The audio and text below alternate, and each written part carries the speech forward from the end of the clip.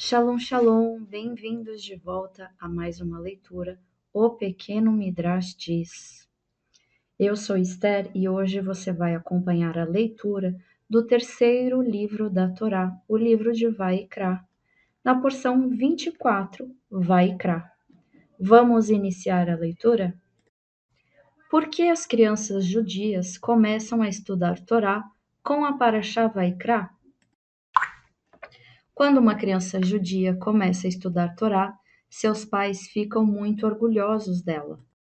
Com a ajuda de Deus, ela estudará mais e mais Torá e cumprirá mais e mais mitzvot. Na Europa, em muitas cidades e vilarejos, o pai costumava carregar o seu pequeno filho envolvido no talite do pai para a sala de aula no primeiro dia em que ele aprenderia o Aleph Beit. No caminho, o pai puxava o seu talite sobre o rosto do menino, de modo que ele não visse coisas feias ou impróprias. Antes do menino começar a ler o Aleph Beit, o Rebbe da classe colocava um pouco de mel sobre as letras. Então, quando o pequeno menino lia o Aleph corretamente, o seu Rebbe deixava que ele lambesse o mel sobre o Aleph. E quando o menino lia a letra Beit certinho, o Rebbe de novo deixava que ele lambesse o mel sobre esta letra. E era assim que o menino descobria o quão doce é estudar Torá. Quando a classe estivesse pronta para aprender o Humash, o Rebbe começaria primeiro a estudar com as crianças os primeiros versículos da Parashá Vaikra, antes mesmo de começar Bereshit. Por que esta Parashá? Vaikra fala dos korbanot, dos sacrifícios. Nossos sábios explicam que, por esta razão, ela é apropriada para as crianças pequenas estudarem. Quando um judeu estuda as leis de korbanot, Hashem considera como se ele tivesse de fato oferecido um korban. Crianças pequenas ainda são puras, sem pecados. Quando elas estudam sobre os korbanot, Hashem considera como se elas tivessem trazido korbanot para ele em um misbeach, altar. Como o melhor tipo de korban é aquele trazido por um tzadik, Hashem gosta mais dos korbanot das crianças, pois elas são tzadikim, livres de pecado. Hashem chama Moshe para dentro do Mishkan. Parashá Vaikra começa exatamente onde o livro de Shemot terminou. Talvez você se lembre que depois que Moshe montou o Mishkan, as nuvens de Hashem rodearam o Mishkan por todos os lados e também acima dele. A Shekhinah de Hashem repousou, então, em uma nuvem dentro do Mishkan. Moshe ficou do lado de fora do Mishkan. Eu não posso entrar sem a permissão de Hashem, ele pensou. O Mishkan ainda mais sagrado que o Har Sinai quando Hashem apareceu sobre ele para falar ao povo judeu. Eu então não tive permissão de subir no monte até Hashem me chamar. Portanto, eu com certeza não tenho permissão de entrar no Mishkan. De repente, Moshe ouviu uma voz poderosa chamando. Moshe, Moshe. Era a voz de Hashem. Qualquer outra pessoa teria morrido do choque de ouvir, de repente, a poderosa voz de Hashem. Somente Moshe conseguiria suportar, porque ele era muito sagrado. Estou pronto, respondeu Moshe. Entre no Mishkan, ordenou Hashem. Eu quero falar com você. Moshe entrou. Quando ele estava ainda na soleira, ele ouviu a voz de Hashem falando com ele de sobre o Aron, onde a Shekhinah repousava. Moshe, ordenou Hashem, eu quero que você fale aos judeus palavras que farão com que eles melhorem o seu comportamento. Diga a eles também quão grande é o meu amor pelo povo judeu, porque eu os amo e a minha Shekhinah repousa no Mishkan, e por causa deles eu ensino a você meus mandamentos. Ensine a Bnei Israel as leis dos Korbanot. Eles construíram Mishkan, mas não sabem como servir a mim dentro dele. Somente se eles oferecerem korbanot, minha Shekhinah continuará a repousar no Mishkan. Por que Hashem honrou tanto Moshe? Hashem honrou Moshe mais do que qualquer outro judeu. Somente Moshe foi convidado por Hashem para entrar no Mishkan e ouvir suas palavras. Ninguém mais. O motivo para isso é que Moshe sempre se sentiu humilde e insignificante. Ele não buscava honra, pelo contrário, ele fugia de honrarias e elogios. Nossos sábios ensinaram esta regra. Se alguém foge da honra, a honra irá atrás dele. Mas se alguém corre atrás da honra, a honra fugirá dele. Em outras palavras, a pessoa que é modesta e se sente insignificante acabará recebendo de Hashem a honra que ela merece, enquanto a pessoa que é orgulhosa e se acha importante não será honrada no final. Moshe foi muito honrado por Hashem, já que ele nunca se achou grande ou importante. Você pode perguntar: Moshe não sabia realmente que ele era a pessoa mais importante do povo judeu? Afinal, ele tirou Bnei Israel do Egito, abriu o Yam Suf para eles e lhes deu a Torá de Hashem. Ele não sabia que era uma pessoa especial? Para responder essa pergunta, eis aqui uma história, uma parábola. O Rav, que se orgulhava de seu conhecimento. Em uma pequena cidade viviam pouquíssimos judeus. Eles guardavam o Shabat, comiam kasher e rezavam juntos com uma minyan. Mas como a cidade não tinha uma yeshiva, eles mal sabiam ler hebraico. Somente um homem entre eles havia aprendido Torá com seu pai. Ele sabia como ler e traduzir o Humash e Mishnayot, e ele podia ler Halachot em um Kitzur Shulchan Aruch, um resumo das leis judaicas. Como ele sabia muito mais que os outros, ele agia como o Rav da comunidade. Ele era muito honrado e respeitado por todos, que achavam que ele era um grande Talmid Raham. Com o tempo, ele começou a considerar a si próprio um estudioso da Torá muito especial e importante. Certa vez, um judeu de uma comunidade grande e muito afastada veio visitar a cidade. Ele sofria de uma doença que lhe causava dificuldades respiratórias e seu médico lhe disse que o ar puro daquela cidadezinha o ajudaria. O homem que atuava como Rav o convidou para ficar em sua casa. O Rav observou como este judeu cuidadosamente fazia o Netilat Yadayim antes das refeições, como ele pronunciava a brachá devagar e em voz alta, pensando sobre cada palavra antes de pronunciá-la, e como depois da refeição ele recitava o Birkat Hamazon, palavra por palavra. Ele observou como o hóspede rezava e como ele se concentrava no significado das palavras que estava dizendo. De repente, o Rav se sentiu envergonhado.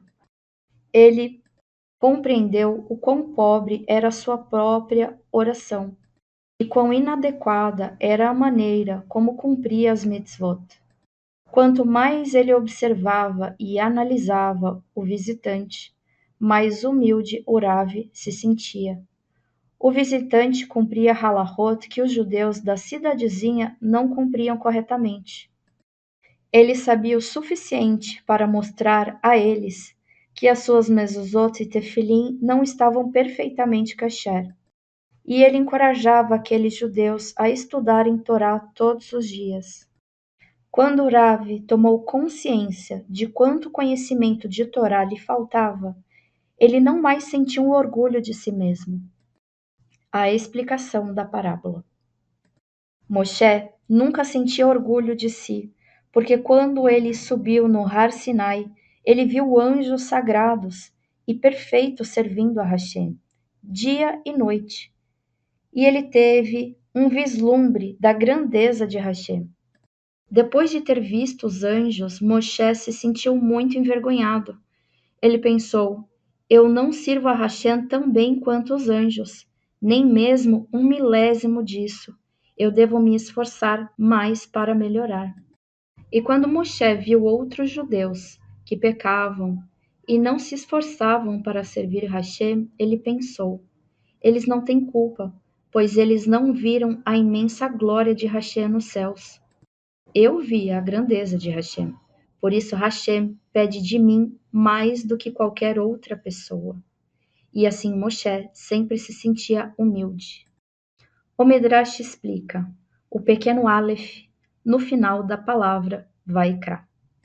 Se você olhar no Humash, na primeira palavra da Parashá, Vaikra, Hashem chamou Moshe.